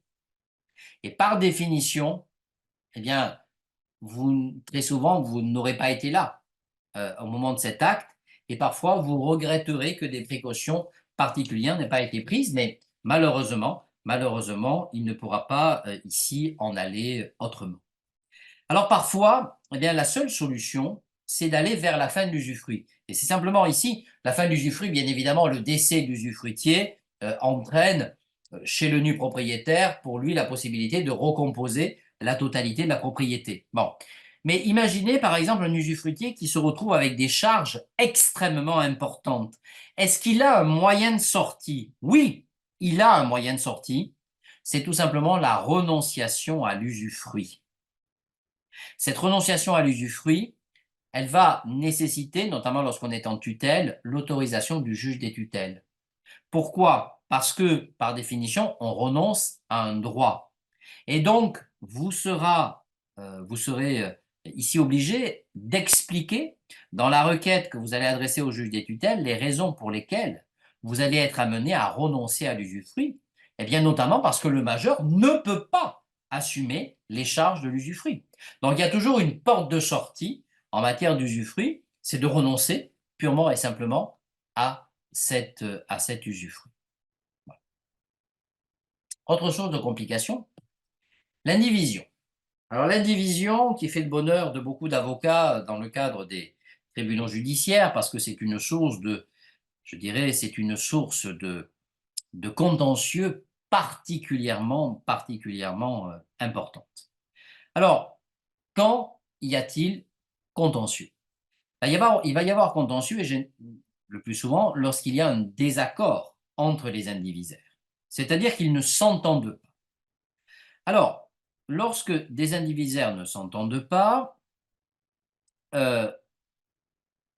il faut bien voir que notre droit, et le Code civil notamment, a été modifié en 2006 relativement aux actes d'administration. Relativement aux actes d'administration, l'article 815-3 vous dit que normalement le principe c'est un accord commun. Mais si on n'arrive pas à trouver cet accord commun, on peut décider d'actes d'administration à la majorité des 2/3. Donc on se dit, on a une porte de sortie dès lors qu'on peut avoir la majorité des 2/3 des droits de l'indivision. Très bien. Très bien, mais vous imaginez bien que quand un couple a été amené à acquérir, un couple par exemple qui est sous le régime de la, euh, de la séparation, a été amené à acquérir un immeuble, généralement c'est à 50-50. Donc votre majorité des 2 tiers, vous pourrez la chercher longtemps, j'ai bien peur que vous ne puissiez pas la trouver. Bon. Donc ça peut parfois être utile. Pour les actes de disposition maintenant, et en particulier pour les hypothèses de vente, parce que c'est très souvent ce qui va poser difficulté. C'est-à-dire que dans l'indivision, il y a un immeuble, il y en a plusieurs, mais il y en a un qu'on veut vendre. Certains indivisaires veulent le vendre et d'autres indivisaires ne veulent pas le vendre. Alors dans ce cas, qu'est-ce qu'on va pouvoir envisager? Ben, malheureusement, en dehors ici du juge, il n'y a pas grande solution, parce que par définition, vos co-indivisaires, ils ne sont pas d'accord. Alors, vous avez toute une série d'articles ici qui vont pouvoir être utilisés et qui vont vous permettre ici de saisir le juge, mais bien évidemment, ce n'est pas le juge des tutelles, parce que le juge des tutelles, lui, il est compétent pour les tutelles, il n'est pas compétent pour les indivisions. En matière d'indivision, le juge compétent ici, c'est en principe le juge aux affaires familiales. C'est le JAF qui va pouvoir ici vous sortir de la situation. Alors, il y a plusieurs hypothèses ici qui sont envisagées, plus particulièrement aux articles 815-5 et alors vous avez 3 articles ici qui sont utiles, 815-5, 815-5, pardon, 815-5, 815-5-1 et dernier article qui peut vous être utile, c'est l'article 815-6. Bon. Dans ces hypothèses, vous le verrez, il y a une possibilité, il y aura ici une possibilité d'agir et de demander au juge ici aux affaires familiales d'obtenir une autorisation pour vendre l'un des immeubles. Alors, je vais vous lire simplement l'article 815-5 alinéa 1er. Un indivisaire peut être autorisé par justice à passer seul un acte pour lequel le consentement des autres co-indivisaires est nécessaire, et dès lors que leur refus mettrait en péril l'intérêt commun. Donc, il faudra démontrer que dans cette hypothèse, eh bien, vous demandez au juge, mais à la seule condition de démontrer que si on ne vend pas l'immeuble qui fait partie de l'indivision, eh bien, on risque de remettre en cause toute une partie des autres biens de l'indivision. Bon. En tout cas, ce qui peut être utile, et je vous en parle parce que ça peut être très intéressant dès le départ. Imaginons un cas de figure que vous connaissez. Deux parents qui s'occupent de leur majeur handicapé qui est placé sous tutelle et vous êtes le tuteur. Bon, dans cette hypothèse, l'un des 2 parents va être amené à décéder, voire les 2 parents vont décéder. Autrement dit, vous allez avoir une indivision qui va se créer. Dans ce cas, pensez toujours à parler au notaire de ce que l'on appelle d'une convention d'indivision. Cette convention d'indivision, c'est l'article 1873-2, 1873-2 du Code civil.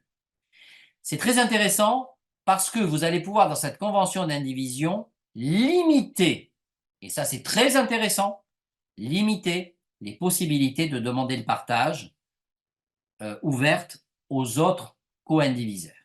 Autrement dit, vous allez pouvoir protéger votre majeur.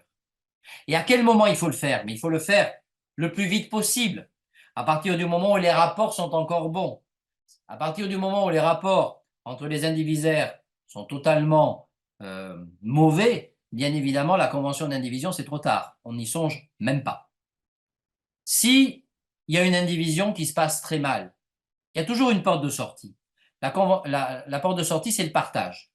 Au terme de l'article 815, nul n'est censé demeurer dans une indivision. Autrement dit, vous pouvez toujours demander le partage. L'idéal, c'est d'avoir un partage amiable. C'est une évidence, parce que on va pouvoir s'entendre, notamment sur les prix de vente. En revanche, à partir du moment où on ne s'entend pas, c'est un petit peu catastrophique.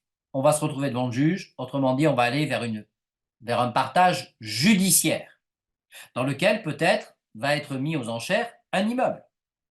C'est détestable, mais ça permettra au moins de sortir de l'indivision avec une leçon à retenir, c'est que tout le monde sera perdant.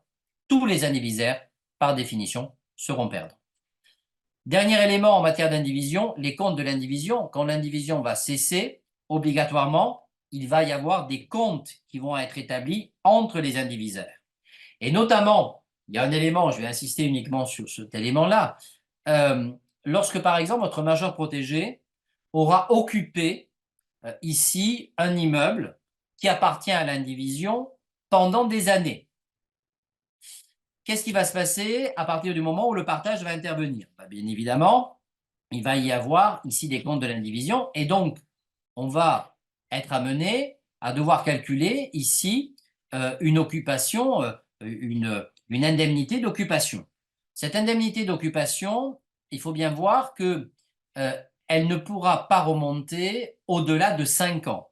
La prescription est toujours une prescription quinquennale.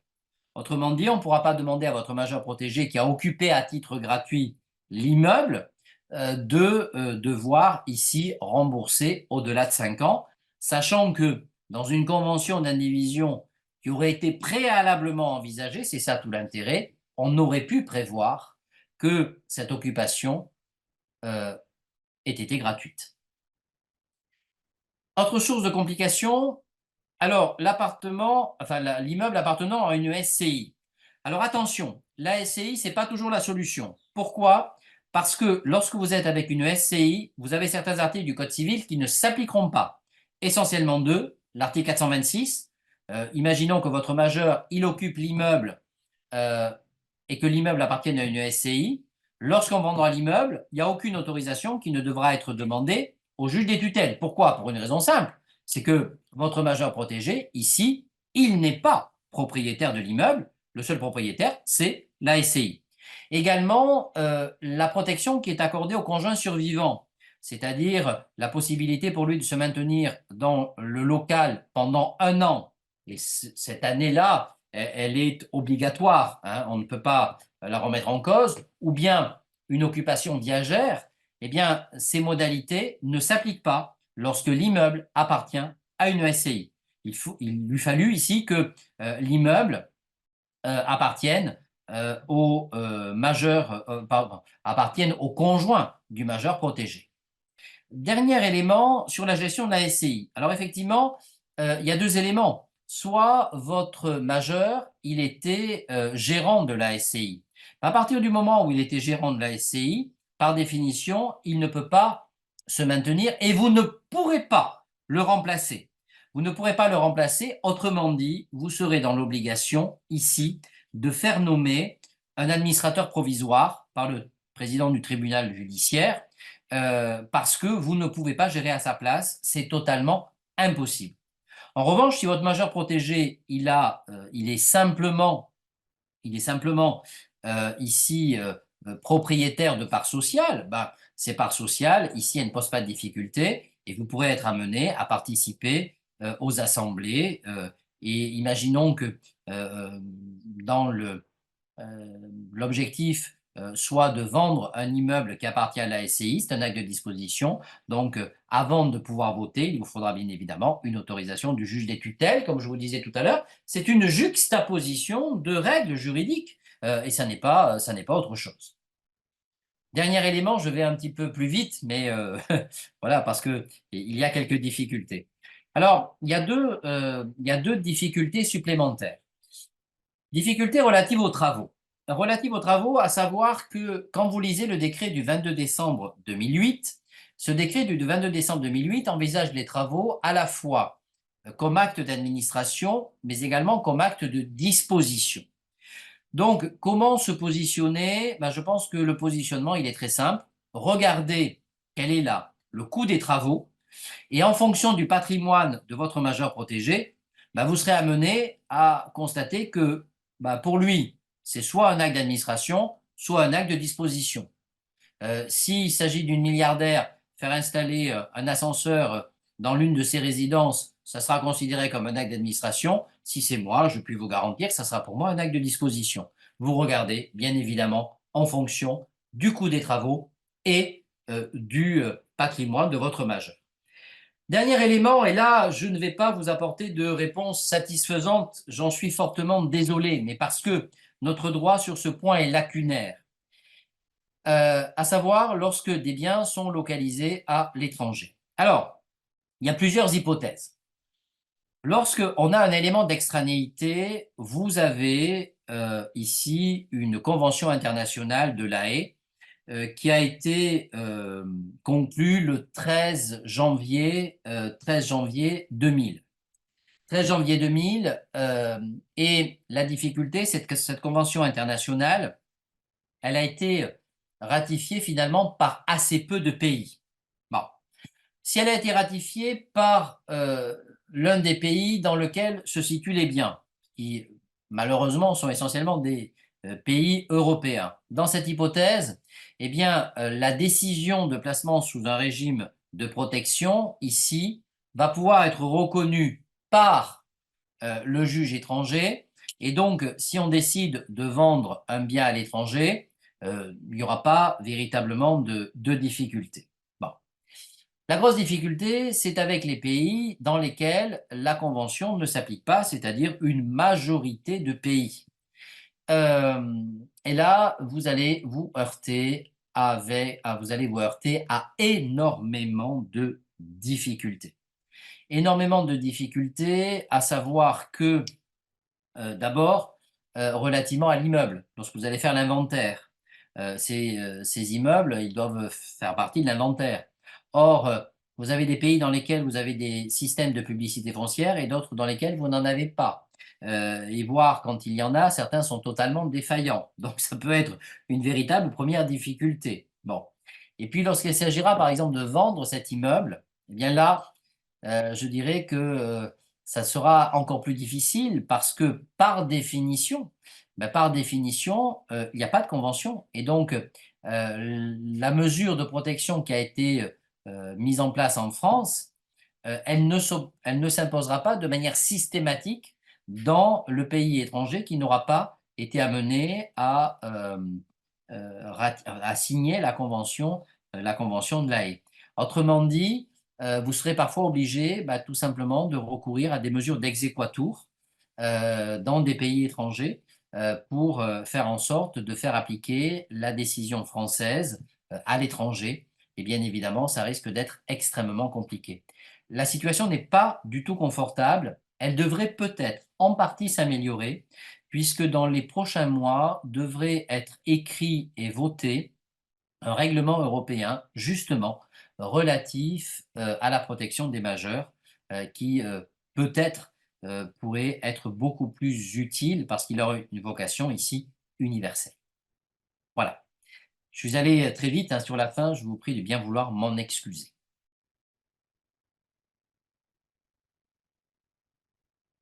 Hop là. Alors on va profiter de quelques minutes supplémentaires, si vous le voulez bien, pour Alors, il a été voir demandé un quelques questions.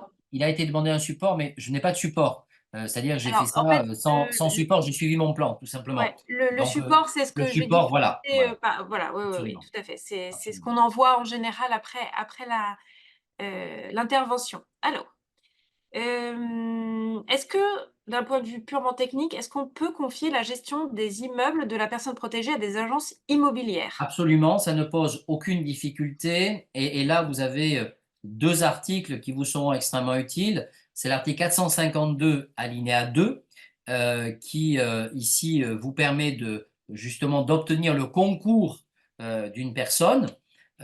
Et vous avez également un article 500 alinéa 2 qui vous permet de la rémunérer. Donc deux articles, 452 alinéa 2 et 500 alinéa 2. En Heu, revanche, attention, il y a peut-être un seul élément, j'aime pas trop parler de responsabilité, mais il y a peut-être un seul élément, c'est de vérifier quand même je dirais, la solidité financière, les assurances de l'agence à laquelle on recourt, bien évidemment. en curatelle renforcée pour la vente d'un bien situé à l'étranger, la convention de La Haye suppose-t-elle la désignation d'un mandataire ad hoc par le juge pour l'application de la loi française? Alors, ça pourrait, le juge peut parfaitement le faire. puisque ben, ça va vous permettre notamment d'éviter de vous déplacer. Simplement, la question, elle est toujours la même au final. Est-ce que le juge étranger va considérer que cette demande du juge français s'impose dans le pays étranger? Et c'est la raison pour laquelle soit il n'y a pas de difficulté particulière qui se pose, soit il faudra impérativement demander une exequatur, c'est-à-dire faire en sorte que le droit étranger ici reconnaisse le droit français, et là, avec une incertitude, bien évidemment. Quand le mari et la femme ont le même tuteur, Oui. est-ce qu'on doit solliciter un mandat ad hoc pour représenter l'un ou l'autre, enfin la seconde personne? Si, Oui, oui, je pense que oui, dans cette hypothèse, puisque les intérêts peuvent être divergents, notamment lorsqu'on est avec des actes, avec des biens qui sont propres ou des biens communs, bien évidemment. Je pense que là, on est dans une opposition d'intérêts. On ne peut pas représenter les intérêts des deux. comment peut-on faire pour faire sortir le concubin d'un logement qui refuse de quitter le logement qui appartient au majeur protégé et le majeur protégé est en EHPAD? Alors, dans cette hypothèse, bah, je dirais que vous avez les moyens classiques, c'est-à-dire qu'il n'y a pas de protection particulière. Vous allez pouvoir ici demander, en référé éventuellement l'expulsion de cette personne, exactement comme vous pourriez faire des référés en matière de squat, exactement de la même manière. Simplement, il faut être très prudent parce qu'ici, on est face aux concubins et donc, par définition, j'imagine que, on est dans la situation que le bail appartient toujours au majeur. A priori, il est propriétaire, le Ah, majeur. il est propriétaire, pardon. Il est propriétaire et le bien doit être vendu, c'est ça? Là, Alors, j'ai pas c'est toute le la difficulté parce qu'on est face au concubin. Le concubin, c'est quelqu'un de particulier. Donc, ici, il va falloir expliquer, d'abord voir si le majeur peut émettre une volonté, quelle est sa volonté. Et dans l'hypothèse où, imaginons, il est le seul propriétaire et qu'il n'y ait pas d'autre solution ici que d'envisager la vente, eh bien, dans ce cas, on va se retrouver avec les moyens très classiques, notamment moyens d'expulsion. Alors, il y a beaucoup, beaucoup, beaucoup, beaucoup de questions. Je suis, désolée, malheureusement, on ne pourra pas tout prendre. C'est Heu, parce que le sujet est très riche, hein. le sujet est très riche. Tac, tac, tac. Heu, alors, il y a quelqu'un qui disait: «Est-ce que la renonciation à l'usufruit n'entre pas dans le cadre des actes interdits par l'article 509?» Alors, l'article 509, effectivement, va être amené à vous indiquer que, ne peuvent pas être réalisés par le tuteur, y compris avec une autorisation du juge, un certain nombre d'actes, et notamment, la renonciation à un droit acquis. Bon, l'idée qui est derrière, c'est, entre guillemets, de protéger le majeur contre d'éventuelles renonciations, qui seraient défavorables au majeur. Par exemple, on va renoncer, au bénéfice d'un contrat d'assurance vie dont on est bénéficiaire. Là, bien évidemment, c'est pas du tout dans l'intérêt du majeur. Bon, or, la renonciation, elle peut intervenir également en matière successorale, à partir du moment où, par exemple, vous êtes avec une succession qui est totalement déficitaire. C'est dans ce cadre-là qu'on va se situer. C'est-à-dire, c'est une renonciation qui n'a d'autre but ici que de protéger les intérêts patrimoniaux du majeur, hein. Donc, dans ce cas-là, 509 ne s'appliquera pas. Alors, il y a des questions qui sont des questions, de droit, mais qui ne sont pas forcément directement en lien avec, la tutelle, qui sont plutôt, du droit civil, qui s'applique à tous. Donc, D'accord? je suis désolée, je fais le choix de les de D'accord. de les éviter parce qu'on a beaucoup. Je m'en excuse auprès de la personne qui a posé la question.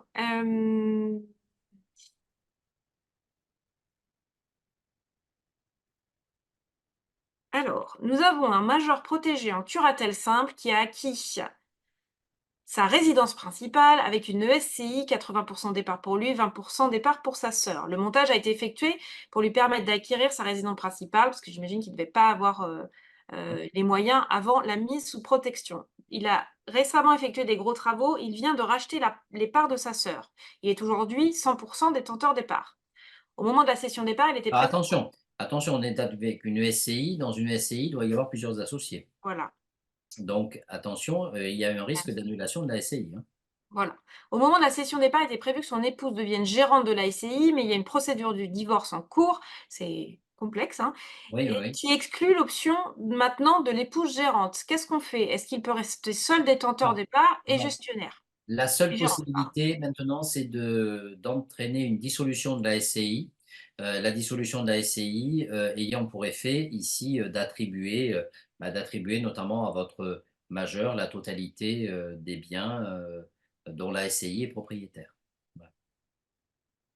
On ne peut pas avoir une SCI. Moi, la question m'intéresse parce que d'un point de vue théorique, c'est quelque chose euh, que j'ai commencé un petit peu à réfléchir, de savoir s'il ne pourrait pas exister dans notre droit. Il existe des sociétés unipersonnelles. Est-ce que des SCI ne pourraient pas être unipersonnelles? En tout cas, à l'heure actuelle, ce n'est pas le cas.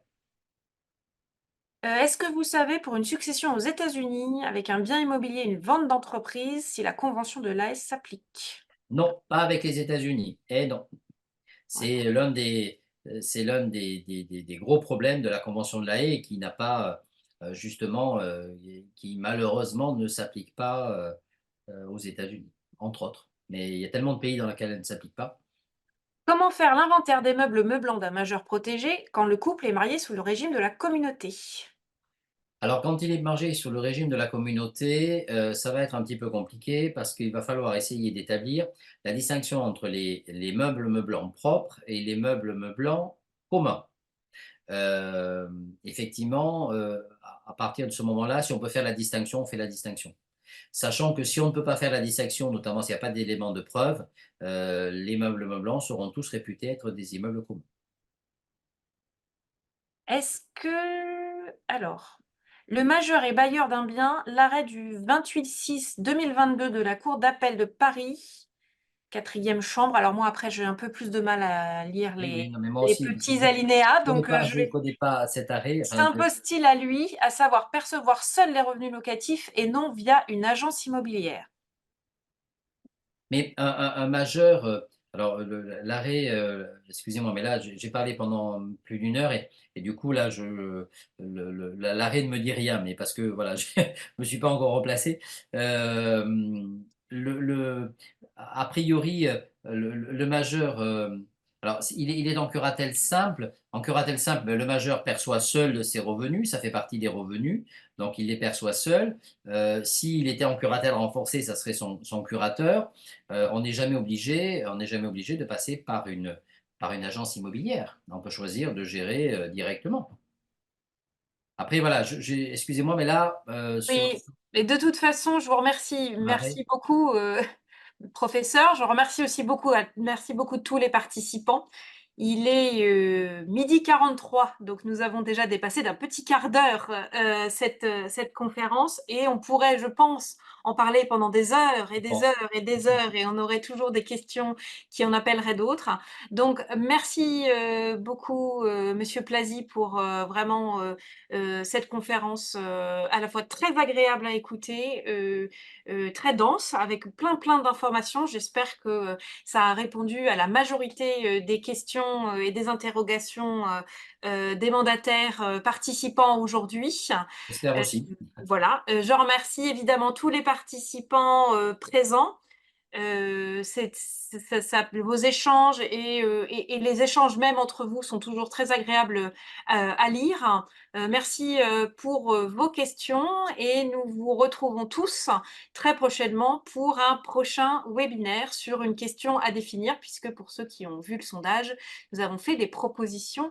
Vous pouvez proposer les sujets que vous aimeriez voir traités. Pardon, moi aussi, ça fait 1h30 et du coup, même si c'est pas moi qui ai parlé tout le temps, je commence à fatiguer. Je Voilà. Et bien, comprends. écoutez, merci à tous. Merci également à tous et à toutes pour votre attention. Vraiment une intervention très intéressante et j'espère que voilà, nous pourrons continuer et que chacun voilà, pourra repartir avec des éléments de réponse. Merci à tous, à très bientôt. Au revoir. Merci beaucoup. Au revoir. Si